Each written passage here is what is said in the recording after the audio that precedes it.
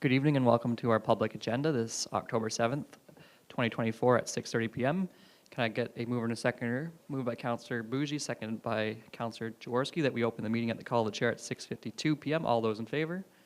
Carried. Approval of agenda. Are there any amendments to the agenda? No, through you, Mr. Mayor. Mover and a seconder to open, moved by Councillor Bougie, seconded by Councillor McNell to approve the agenda as presented. All those in favor? Carried. Any declarations of pecuniary interest? Seeing none, we'll move into new business, zoning bylaw 0524, Keneb. Mrs. Haley.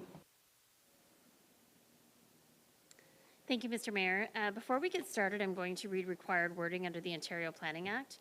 So this is a public meeting under Section 34 of the Ontario Planning Act. Any person may attend the public meeting and or make written or verbal representation either in support of or in opposition to the proposed zoning bylaw amendment. If a person or public body does not make oral submissions at this public meeting or make written submissions to the Council of the Township of South Glengarry before the bylaw is decided upon, the person or public body is not entitled to appeal the decision of the Council to the Ontario Land Tribunal, also known as OLT. If a person or public body does not make oral submissions at this public meeting or make written submissions to the Council of the Township of South Glengarry before the bylaw is decided upon, the person or public body may not be added as a party to the hearing of an appeal before the OLT unless there are reasonable grounds to do so.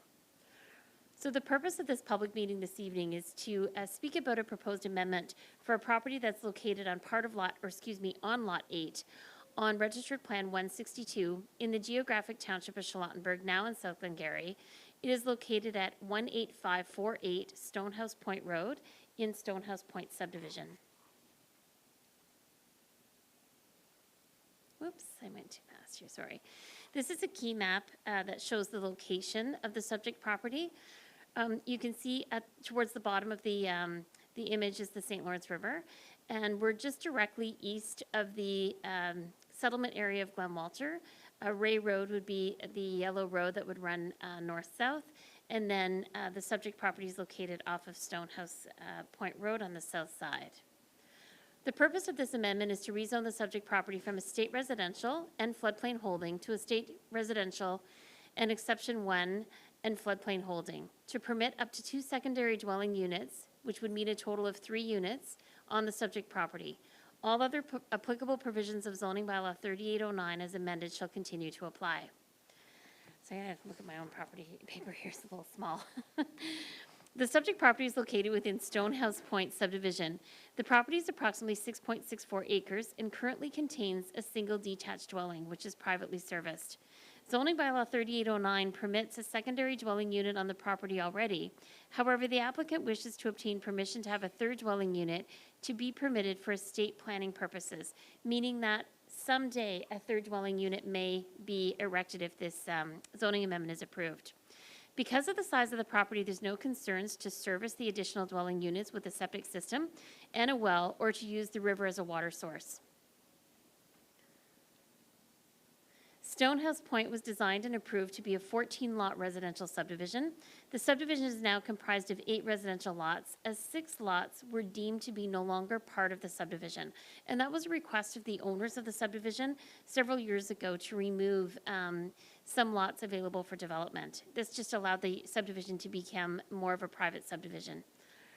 Adding the proposed additional dwelling units as per requested this evening to be permitted on this property will still result in less homes that were originally permitted or designed within the subdivision. The subject property is currently designated rural district in the county official plan, and a staff report will be brought to council in the future regarding compliance with the official plan and the current provincial policy statement, meaning in our staff report we will explain in detail how this does conform to the policies that we're required to adhere to.